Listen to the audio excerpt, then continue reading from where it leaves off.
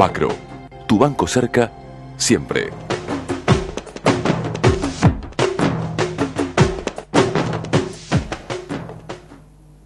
Bueno, un programa especial hoy. Muchos temas para abordar, ¿no? Manifestación espontánea.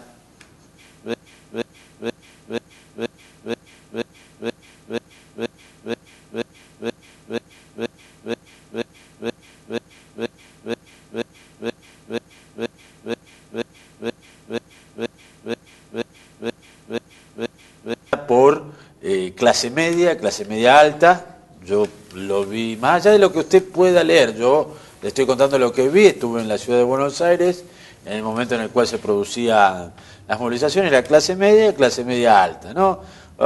Eslogans cruzados, esto usted ya lo vio hasta el hartazgo, el que nos salta es negro y K, algunos querían dólares, otros pedían por la inseguridad. Un sector de la sociedad que se movilizó.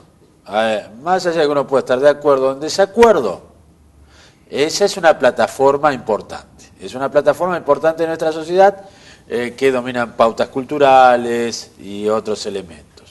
Algunos dicen que esa fue la base de sustento para la Revolución Libertadora, porque todos tenemos, por ejemplo, lo que sucedió, decimos Plaza de Mayo llena y nos remite a Juan Perón. Pero Lonardi llenó Plaza de Mayo. Cuando se dio el golpe de la Revolución Libertadora, o fusiladora, o el cartel que usted quiera ponerle, se llenó la Plaza de Mayo. Y era mucha gente, mucha gente. Reventó la Plaza de Mayo de gente que era antiperonista. Bueno, el antikirchnerismo tiene una base de sustentación muy fuerte en los sectores medios. Después, bueno, la dirigencia política en su conjunto, creo que tiene que poner las barbas en remojo. Y tratar de comprender la coyuntura, ¿no? Porque si puede expresarse la ciudadanía por lugares que no pertenecen a las instituciones partidarias, hay que revisarlo. Y alguien me dijo, dice, menos mal que el partido militar está desarticulado, porque ese sector que se movilizó en las últimas horas siempre ha sido la base de sustento y la base de consenso para las acciones autoritarias de las Fuerzas Armadas. Lo vivió Irigoyen, lo vivió Perón, lo vivió Isabel Martínez de Perón. Afortunadamente ese partido está desintegrado, entonces habrá que generar un espacio político que lo represente. Yo no suelo hacer editoriales largos. El televidente u oyente, uno se le mezcla, uno hace radio, televisión, puede estar en desacuerdo con esto, podemos debatirlo, usted puede ingresar a YouTube y debatir sin faltar el respeto y tratar de cambiar posición, a ver, ya que, YouTube no, Twitter, sin faltarnos el respeto podemos debatir. Usted ingresa a Rubén Milito, al usuario Rubén Milito, y podemos discutir vía Twitter, insisto, sin insultos, sin faltar el respeto y tratando de intercambiar ideas sobre este tema.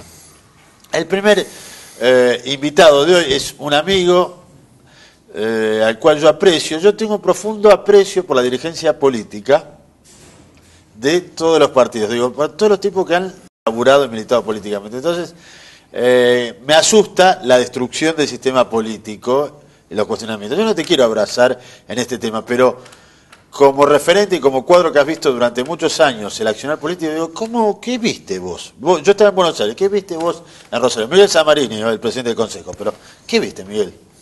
Estábamos terminando la sesión del Consejo justamente jueves a la noche y vimos una movida importante que hay que prestarle atención, que eso tiene una lectura, si la gente estuvo allí en distintos puntos del país porque está reclamando algo.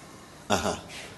Y que además hay falta de respuestas y las respuestas se las tenemos que dar en todos los ámbitos de la política. Los que tenemos responsabilidades tenemos que dar respuestas. Ninguno está exento, nadie lo está. Porque la gente de Rosario, algunos decían que era por la no reelección, pero después notamos que había otras cuestiones, que el problema de la seguridad, que está metido en nuestros días, en la vida cotidiana y que es permanente en nuestras familias Y eso para mí, ¿no? En el día de ayer fue una de las... En Rosario, específicamente. Eso anoche ahí, yo no seguí después lo que ocurrió en otros lugares. Me dicen que en Buenos Aires fue muy grande la cosa también, sí, pero lo de Rosario fue muy importante. Sí, yo, insisto, estaba en Capital justo en el momento en el cual se llevaba adelante esta movida. Digo, es difícil dar respuestas a reclamos tan dispersos, me da la impresión, ¿no? Hay una cuestión hasta como... Siempre hay una ideología detrás de una demanda, pero es una ideología compleja de discernir, ¿no? ¿Qué podríamos... A ver, aparte de la inseguridad, ¿vos viste otra cosa? ¿Otro reclamo puntual? ¿Viste algún elemento Yo no más? quiero hacer interpretaciones personales, me remito a observar lo que ocurre. Yo creo que si nosotros tenemos un modelo que se puede discrepar o coincidir, sí, con el mayor de los respetos de que lo hacen en un sentido u otro, tiene que haber algún canal alternativo donde la gente pueda sentirse representada. Yo creo que acá hay un conjunto de observaciones que se le hacen al gobierno nacional, que son ciertas desde nuestro punto de vista, otras no, pero la oposición no encarna ese reclamo de manera de canalizar adecuadamente, porque cuando la gente busca una respuesta y tiene una oposición responsable que se hace cargo, la canaliza, porque si no, ¿dónde va el reclamo? Y eso es mi preocupación y mi alerta, ¿a dónde va el reclamo cuando la gente no tiene quien lo representa? Esa demanda. Bueno, afortunadamente está desarticulado el partido militar. Bueno, que yo estaba pensando en una oposición en los mecanismos de la democracia, claro, digo, no existe. Lo van a obligar a todos estos... Están todos dispersos, los partidos, los dirigentes, cada uno cree que representa ese espacio y no lo es. Ahora, si yo hago usted sabe que no comulgo con el proyecto del gobierno nacional, pero debo decir la coherencia que tiene la presidenta y el proyecto que ella encarna a la hora de alinear todas sus fuerzas, y va al frente. La oposición no tenemos ese alineamiento, no tenemos un espacio donde coordinemos, tenemos una gran dispersión. Entonces el ciudadano que no comulga en la democracia con el proyecto nacional podría estar canalizándolo por la oposición. Yo no le puedo echar toda la responsabilidad de lo que pasa al gobierno nacional, porque eso es fácil, hacer un diagnóstico y me pongo en la vereda del frente. El tema es si somos capaces o no de canalizar esa demanda insatisfecha. Creo que no. Vos en el Consejo tenés una experiencia bastante interesante en este sentido, porque ves dispersos, en forma, o sea, no te llegan todos juntos así, pero en un estado de angustia total de un sector de la sociedad, sino que por un lado caen los taxistas, por otro lado los vecinos que quieren que se edifique hasta tal límite, te van cayendo a grupos, utilizo la demanda de distintos segmentos de la sociedad. ¿Cómo esta disciplina desde el Consejo? Porque vos sos una persona que sos apreciada y sos reconocida por el buen trato. Digo, ¿cómo se hace para...? Porque vos lo ves disperso a esto. O sea, ayer se juntó todo. Digo, vos lo vas viendo fragmentariamente. ¿Qué estás viendo en los reclamos fragmentarios que a diario atendés en el Consejo? Bueno, claro, es muy difícil y yo no quisiera ponerme en juez de esa situación desde el espacio que estoy. Uno hace... Sí, disculpa que yo te ponga en una observación. Yo creo que nosotros debemos hacer cada uno en su lugar la responsabilidad que se nos ha dado, cada uno en su lugar.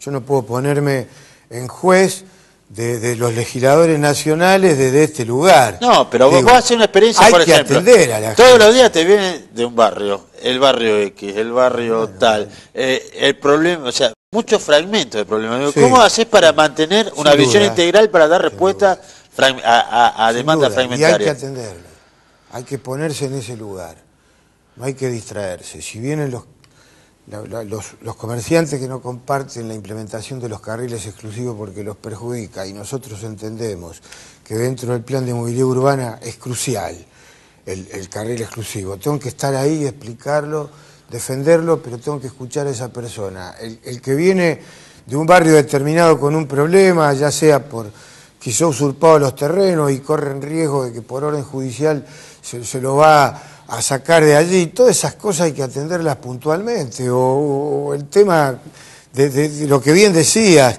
lo que construye y le arruinan la propiedad a otro, todo eso hay que atenderlo, y eso es lo que nosotros debemos hacer.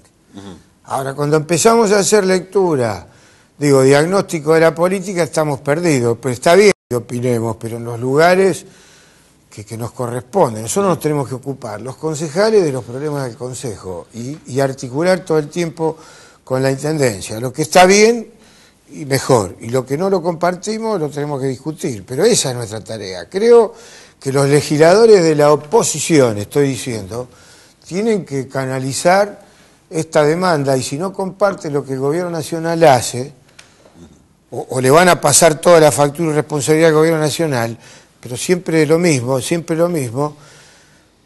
no va a alcanzar. Se queda sin conducción esa efervescencia. Es más difícil, me imagino. Yo te hago la pregunta. Yo tengo una respuesta metida en mi interior, pero no quiero cometer el error de contestar por vos. Es más difícil, imagino yo, ser presidente de un consejo en un momento de vacas flacas en materia de arcas, estamos hablando de las arcas municipales, que presidente del Consejo en un momento en el cual, no sé si abunda, no sé si te tocó un momento de abundancia, pero de mayor dinámica económica, por lo menos para el gasto municipal.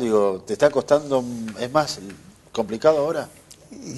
El momento que se vive es complejo. Ajá. Yo no hablo de fácil o difícil, porque a veces la complejidad te puede dar también fortalezas, depende cómo, a quién acudas. Yo creo que siempre hay que acudir a un entorno más amplio a la hora de tomar decisiones, no creer que uno puede resolverlo con eso de la cintura a la muñeca en política. Acabemos con eso. Acá lo que hace falta es que tengamos muchas convicciones, mucha responsabilidad y compromiso con lo que nos toca hacer. Y escuchar mucho lo que la gente te está diciendo. A mí me tocó ser secretario de Promoción Social del 2001 al 2003. Sí, yo me acuerdo. Y la verdad que yo no pensé que podíamos salir. Yo me acuerdo, iba a esa oficina, era Apocalipsis Now eso, ¿no? Vine a ver al intendente, ¿qué hicimos? Y apelar a un consejo consultivo que estaba integrado por 60 organizaciones. No podíamos hacerlo solo nosotros. ¿Está el Frenapo también? Se reunía en esa época el Frenapo. También. Frente Nacional contra la Pobreza. Bueno, sí, había que inventar y había que sostener. Acá se constituyó después en el 2003. Claro. Y con un conjunto de personas que no venían solamente de los partidos políticos, que justamente yo creo que los partidos políticos tienen un rol en la democracia, y en este momento más que nunca, pero tienen que hacerse plenamente responsables y trabajar con las instituciones de la sociedad civil, porque de esta complejidad no se sale con, insisto, con ser un buen lector de la coyuntura. Me parece que hay que Los buenos lectores son gambeteadores. Yo sé de quién me está hablando. Hay muy buenos lectores que terminan siendo gambeteadores de la realidad, ¿no? Bueno. No vamos a dar el nombre propio, así no te meto en un no lío bárbaro. No me pongas no hablemos, no le pongo nombre y apellido, pero ¿hay lectores que terminan siendo gambeteadores en la política? Sí, eso pasa en todos los ámbitos. Fíjate que si yo tengo un equipo de fútbol muy limitado, pero tengo una gran conducción técnica, es posible que lo limitado pueda salir adelante. Ajá. Porque hay una buena conducción. Nosotros necesitamos gente con mucha lucidez, responsabilidad y a la hora de conducir a los que están a favor o no están a favor, tiene que tener una responsabilidad en la hora que vive el país. No podemos vivir todo el tiempo haciéndole cargo de lo que pasa al gobierno nacional, con el cual yo no comparto, pero tenemos que asumir también nuestra responsabilidad. Un amigo mío tiene, un psicólogo amigo tiene un blog que se llama Lo que pasa es que vos. Siempre el problema es el otro. y nunca el propio. Comparto lo que vos decís, o sea, todos tenemos que hacernos cargo. ¿A quién vas a votar en las elecciones de Newell's? Sí, voy a acompañar al oficialismo, no a un presidente determinado, lo mayor de los respetos. ¿Te gusta más Lorente que Hapkin? Me estás diciendo que te gusta más Lorente que Hapkin para conducir. No estoy diciendo eso. Digo que me he reunido con agrupaciones internas que han determinado que el momento que vive es fortalecer institucionalmente a Newell's. No da para otra cosa. Y así me lo dijo el Tata Martino cuando hablamos en el verano, después que había tomado... Sí. Dijo, este es el momento de fortalecer a Newell's porque tiene una deuda tremenda que hay que pagarla y no es momento de ver quién se queda con la presidencia. Yo hago eso, voy detrás del movimiento autoconvocado, detrás de Nuevo Espacio Rojinero. No soy alguien que viva intensamente la política interna del club, pero voy a votar al oficialismo. Va a votar por Lorente. No sé si será Lorente o quién será. Bueno, voy a votar el oficialismo, me quedo así. Mirá vos. ¿Y vos no podés ser candidato al oficialismo? No, está presidente del consejo. ¿Te hubiera gustado ser presidente de Newell's? No estoy para eso. Yo tengo otra tarea que hago. No podemos. Sería un error meterme en ello. No. Algo voy a hacer mal seguro. Hay muchos que se van de la política para entrar ahí, para volver a la política. Yo no lo he pensado, Yo creo que hay que ayudar a que Newell's sea una gran institución, se fortalezca. Eso de salvarse con el promedio es clave. Me parece que ahí está recuperar la vida social del club. Decímelo. Este es el momento de apuntalarlo. Y hay que pagar una deuda que va a llevar 9 años. Y esta vez va a ser en serio, ¿eh? Wow. Hay que pagarla. Tiene que ser como Néstor, un desendeudamiento. Mi querido... no te puedo desear suerte... Te puedo desear suerte en lo político, pero en lo futbolístico no te voy a desear suerte. Está bien. Tampoco te voy a desear el mal, neutro. Yo hago lo mismo con otras divisas, no le deseo el mal. Porque tengo amigos allí, los respeto. Digo, por el bien de Rosario tenemos que resolver esta cuestión institucional. Ambas instituciones de la ciudad estuvieron muy mal administradas, esto hay que resolverlo de una vez.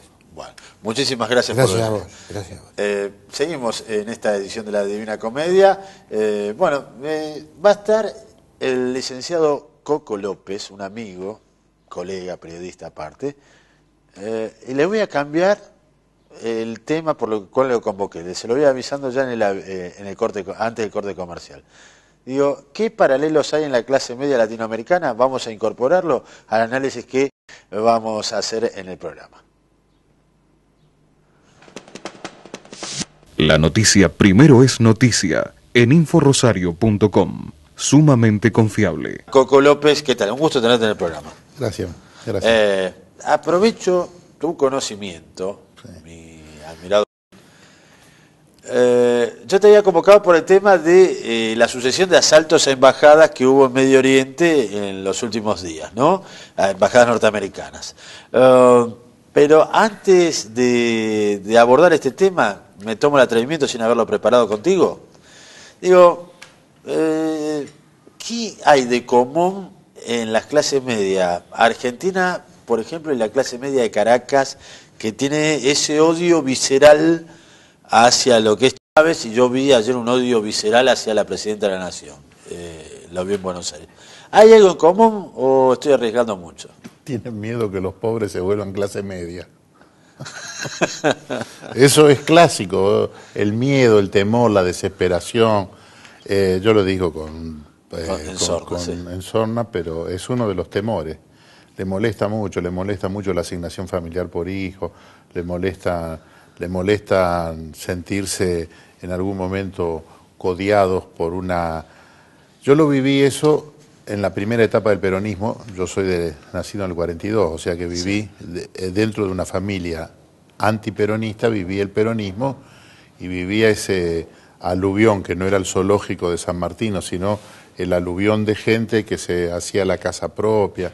¿Vos sabés lo que significó para los que iban a Mar del Plata que miles de trabajadores, la mayoría morochos, vayan a veranear a los mismos hoteles que iban ellos? Y ahí inventaron otros lugares.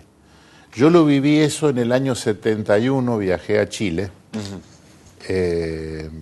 por razones familiares, un viaje familiar, y vi gente durmiendo con un diario en la cara porque había mucho sol, vestidos con una canasta con vino y se llevaban su propia comida en las playas de Viña del Mar. Era Salvador Allende antes de los cacerolazos. Claro. Tiempo después vino la huelga de camioneros, de patrones camioneros. Sí, Quiero sí, aclarar para que no algunos no hagan hasta dueños de los colectivos. Todo Todo los lo que dueños, andaba los sobre la rueda. camioneros, todo. Y entonces hay una reacción, ¿no es cierto? Hay una reacción, una impaciencia, un temor, una sensación de despojo. Por ejemplo, el otro día yo dialogaba con un profesor en el café, que es donde uno dialoga más tranquilo. Dialogábamos sobre el profesor de Economía Internacional y me decía, uno puede invertir vos escuchaba recién en el diálogo con Samarini que algunos, cuáles eran las protestas. Algunos protestan porque no pueden comprar dólares. Dice, yo ahorro y no puedo comprar dólares. Y este profesor me dice, ¿saben cuántos países del mundo habría gente que estaría contenta de poder ahorrar? Claro. Independientemente después en qué lugar depositar los ahorros. Ojo, es comprensible. Yo te diría que teóricamente vos tenés el derecho de disponer de tus ahorros.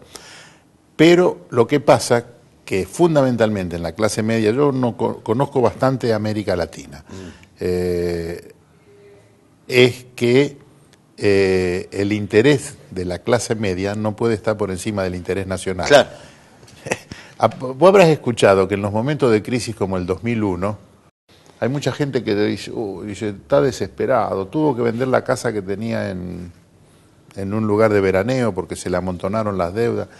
Hay millones de gente que no tiene trabajo, miles de personas sin trabajo. O sea, vos habrás visto que la medida en Latinoamérica, a veces la costumbre es hacer un diagnóstico de la situación a través de los ojos de la clase media. Pertenezco a la clase media. Sí. Yo he escuchado a dirigentes sindicales de sectores que tienen buenos ingresos, sí. que se consideran de la clase media. Y la clase media, o la clase que vos pertenecés, Sí. no se diferencia por cuánto ganás, porque lo que hoy ganás, mañana con un despido que das en la calle... Claro, son las posesiones. La posesión, el acceso que tenés a los bienes de acuerdo a la posibilidad que tenés de trabajar o no en relación de dependencia. Es complejo, no de casualidad. Yo comentaba hoy cuando se producen este tipo de cosas, muchos amigos en el plano internacional o lo mismo que sucede ahora pocos días de las elecciones en Venezuela, todas las cosas que se ponen en juego. Entonces, vos fíjate, la convocatoria al Monumento a la Bandera que yo recibí, Ajá. curiosamente enviado por gente que militó y que milita en política, pero que no lo han hecho públicamente, porque una de las cosas que se decía que era positivo es que ayer no había bandera política. Claro. Bueno, vos hablaste recién de tu respeto por la militancia política, pero el email que yo recibí invitándome a la convocatoria decía para que nuestro país no se parezca a Venezuela. Exacto. E históricamente, yo llevo más de 40 años en política. Antes de ser periodista era militante político, sí. Primero era el oro de Moscú, los soviets. 20 años no hay más soviets. Después, paralelamente, fue el castrocomunismo. Y ahora es el populismo venezolano. Hay gente que dice, discutí eso al aire incluso con colegas. Lilita Carrió sacó la teoría de que llamar a la gente a movilizarse es tomar, el chavismo moviliza. Sabés que Chávez moviliza, Sí, ¿no? Moviliza y habla por cadena, y habla y explica y se extiende. Bueno, es caribeño. Que eso lo había inventado el chavismo. Yo dije que cuando Chávez no había nacido, Perón convocaba a la gente en Plaza de Mayo. Claro. Era una tontería. Eso, la primera transmisión de canal televisiva fue una cadena nacional. Pero, la primera transmisión televisiva fue... Pero eso, aparte de eso, el tema de la transcripción de los modelos, ya históricamente eso, la exportación de la revolución, todo eso ha sido, te diría, sancionado por la historia, que ha fracasado. Entonces hoy no es casual que todo esto ocurra momento en que Venezuela ingresa al Mercosur, que todo esto puede significar o no para las relaciones económicas con nuestros países. Por ejemplo, Colombia debería estar muy preocupado porque muchas de las cosas que hoy Venezuela le compra a Colombia las va a poder conseguir en Mercosur en condiciones más favorables. Me decía el otro día un diplomático venezolano que han sacado la cuenta que con lo que ellos consumen muchos productos de Brasil y de la Argentina, fundamentalmente alimenticios, con lo que se van a ahorrar de aranceles, van a tener la posibilidad de promover lo que ellos llaman las misiones de ayuda alimentaria a la gente fabulosa. Estoy hablando de millones de dólares que solamente eso le va a el ingreso del Mercosur le va a permitir eso. Con la rebaja de los aranceles.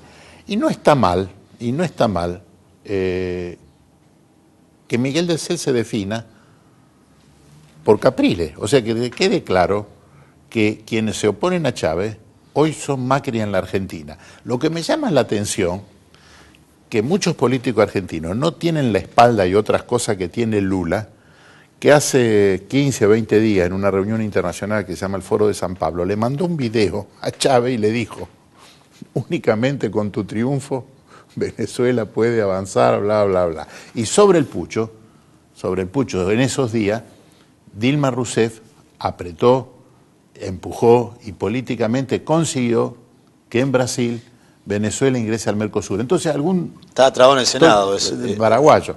Sí, y también estuvo mucho tiempo trabado en el Senado brasileño que sí, no, pero eso salió. Cuando ellos destrabaron eso, claro. Entonces después algún tonto desinformado o malintencionado, sí. Venezuela ingresó al Mercosur porque Cristina, igual que esa historia de que el ALCA en Mar del Plata se derrotó porque Chávez hizo un discurso en el Estadio Nacional. Eso fue muy lindo, nos mojamos porque llovía, sí. Cantó Daniel Biglietti. Maradona aplaudía, Evo Morales no era todavía presidente, pero eso se resolvió la noche antes. Exacto. En una reunión entre Lula y Kirchner que dijeron el ALCA no va.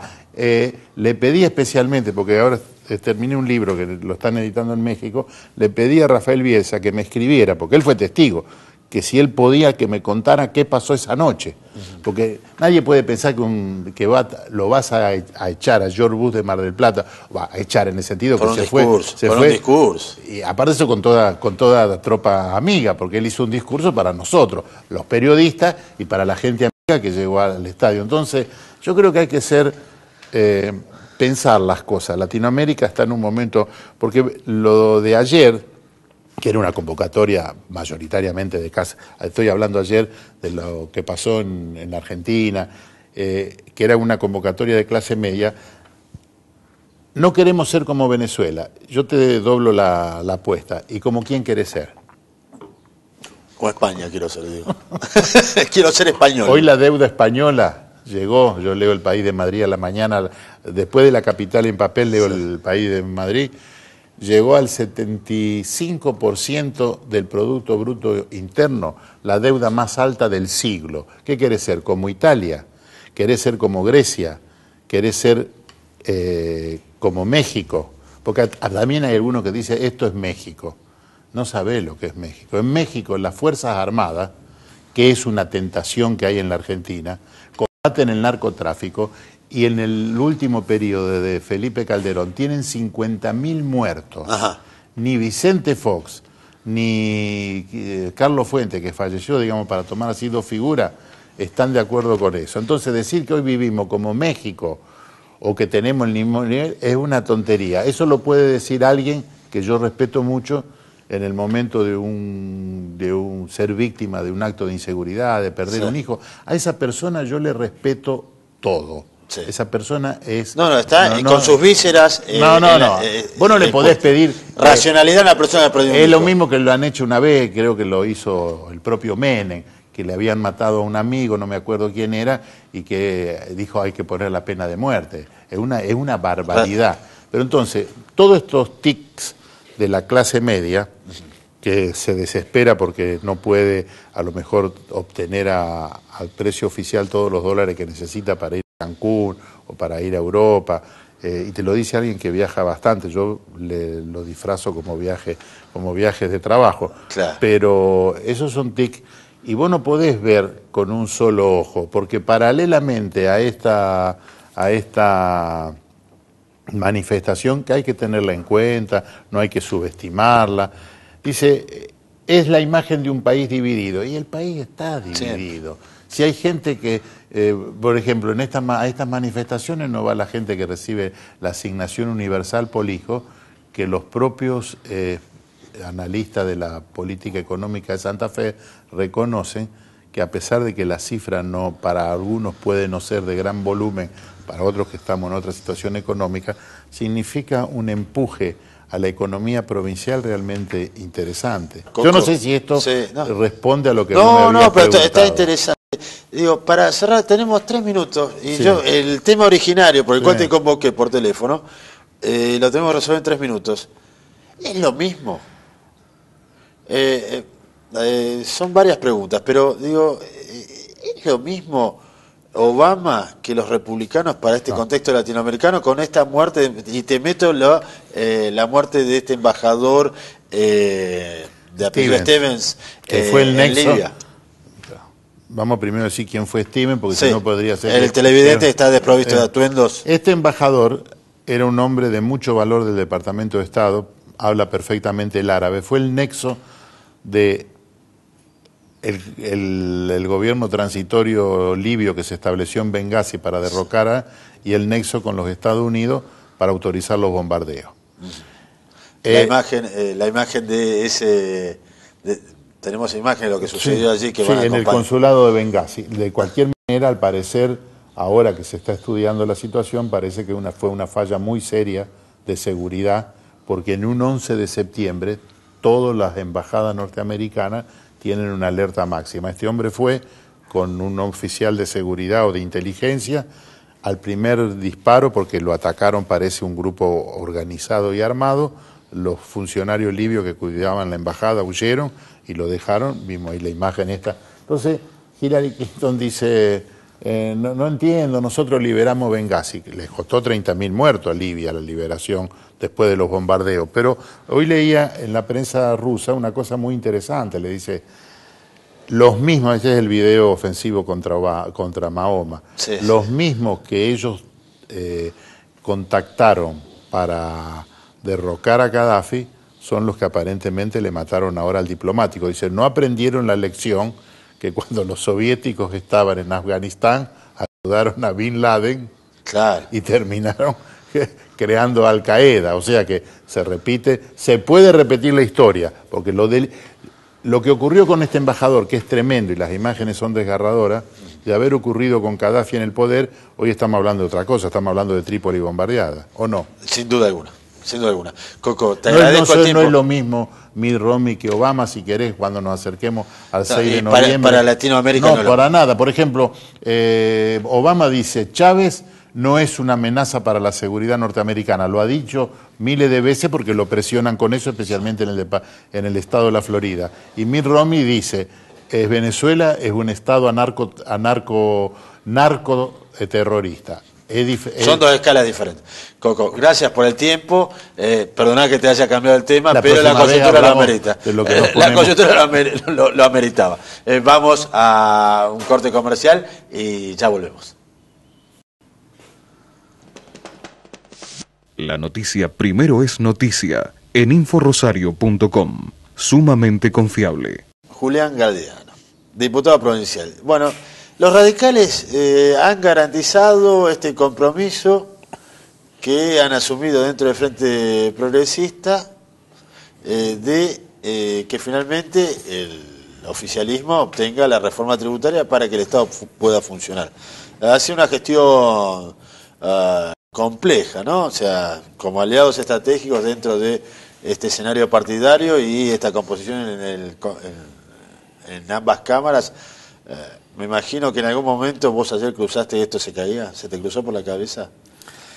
Sí, sobre todo en el Senado, donde nunca sabíamos a ciencia cierta cuál iba a ser la posición del justicialismo allí, si iban a insistir todos con la media sanción. Nosotros no estábamos satisfechos con lo que había salido inicialmente del Senado, tampoco otros sectores no del Frente Progresista, sino del justicialismo que acompañaron el dictamen de mayoría en diputados.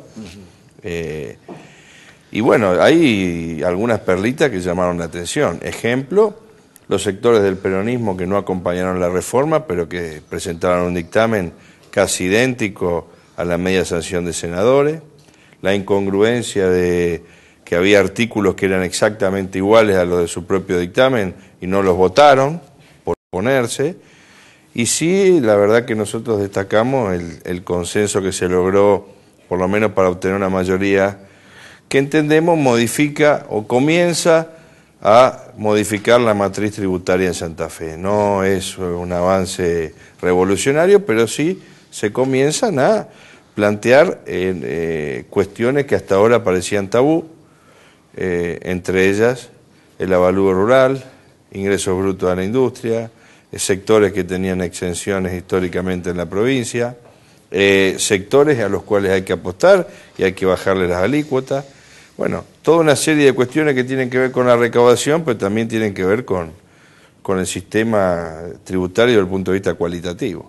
¿Cómo lo ves a Bonfatti, que tuvo que esperar 9 meses para la primera victoria política en una gestión, en su primer año?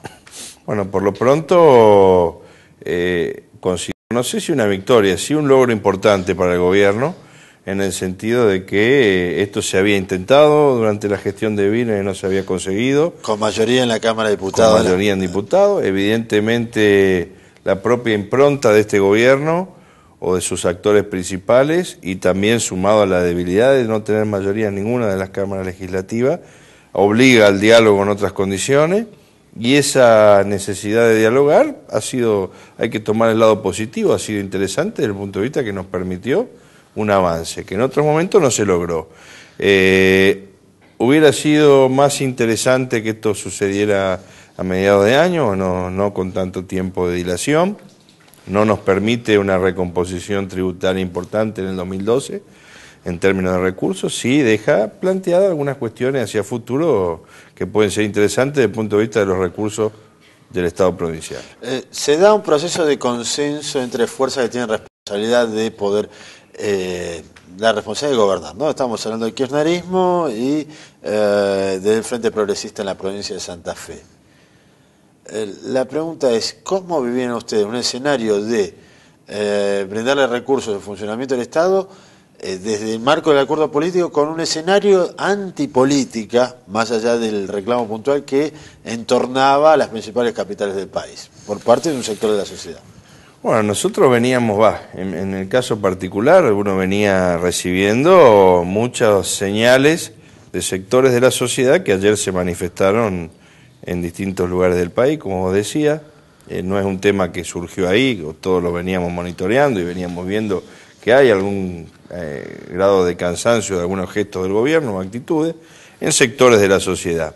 Obviamente que durante la sesión percibíamos, porque estábamos como en un termo, ¿no? Eso es, si bien es una caja de resonancia, ayer la acción o la sociedad o parte de la sociedad estaba en otro lado. Yo creo que a nosotros no nos tiembla el pulso de tener acuerdos políticos con sectores con los que tenemos coincidencia en temas como este, independientemente de lo que algún sector de la sociedad pueda opinar de ello o de nosotros. Creemos que en esto primó lo que es la génesis y forma parte de la actividad parlamentaria, buscar síntesis, buscar consenso. Creo que lo conseguimos.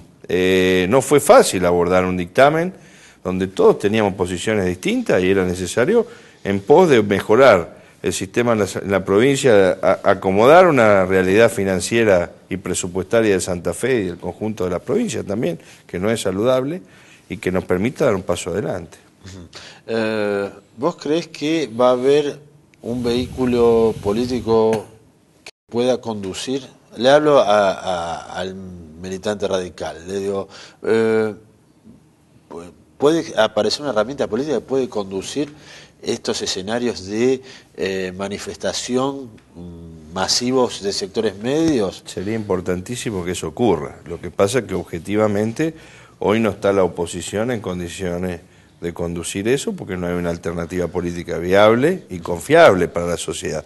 Por eso se manifiesta anárquicamente a través de las redes, de la gente que espontáneamente por H o por B, alguno irá por, tiene un problema o tiene una crítica muy puntual en el tema de seguridad, otro porque le molesta la cadena nacional, otro porque la actitud de la presidenta lo hartó o por lo que fuera, y la gente espontáneamente encuentra un ámbito donde canalizar su protesta. Esto políticamente hoy al menos, cosa que no está bien en la Argentina, porque lo ideal en la Argentina sería que hubiera un gobierno con fortaleza pero también una oposición fuerte. Hoy la oposición tiene déficit evidentemente, por eso no puede. Hoy si esa misma marcha, esa misma convocatoria la hace el radicalismo, el FAP, el PRO o cualquier partido de la oposición, no juntamos ni el 10% de la gente que se convocó ahí. Bueno, eso tiene que ver con nuestras propias debilidades y es un tema que tenemos que asumir.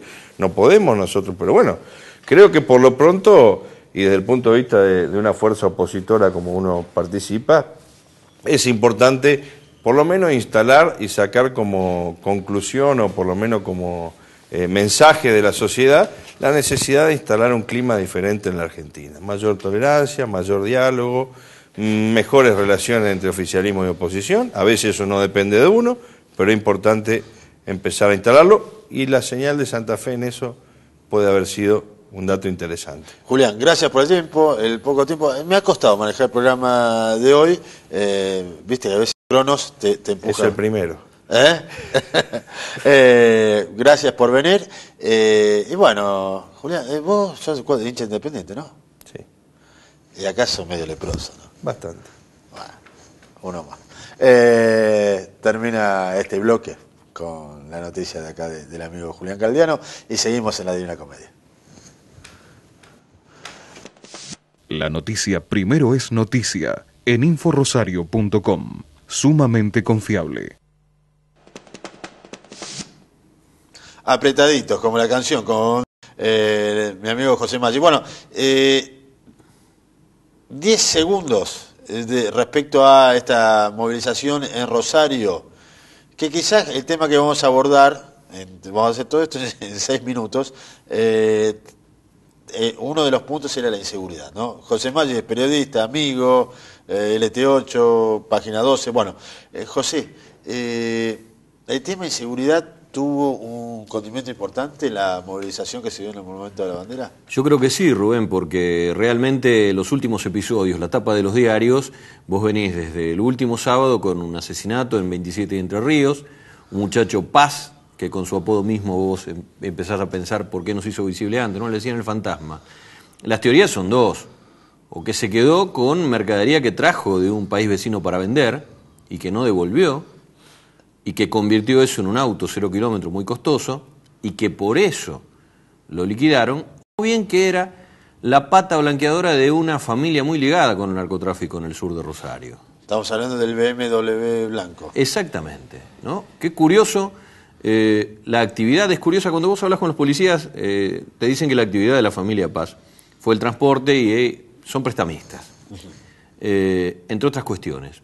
¿Por qué se lo elige liquidar de esa manera? Bueno, la policía tiene el esfuerzo enorme de hablar con los periodistas y decirle que tiene que ver con los préstamos, con que la devolución del IVA no se realizó.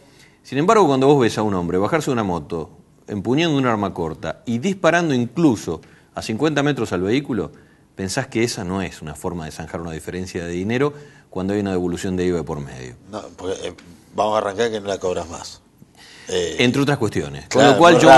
me inclino en pensar que en realidad hay algo más y bastante más pesado detrás de esto que tiene que ver con la actividad de Martín Paz. Después aparece un hombre en San Juan y Callao, un empresario que había ido curiosamente a una financiera en Mitre y Rioja, había retirado un dinero, lo había colocado en un lugar de seguridad del propio auto y le buscaban el maletín.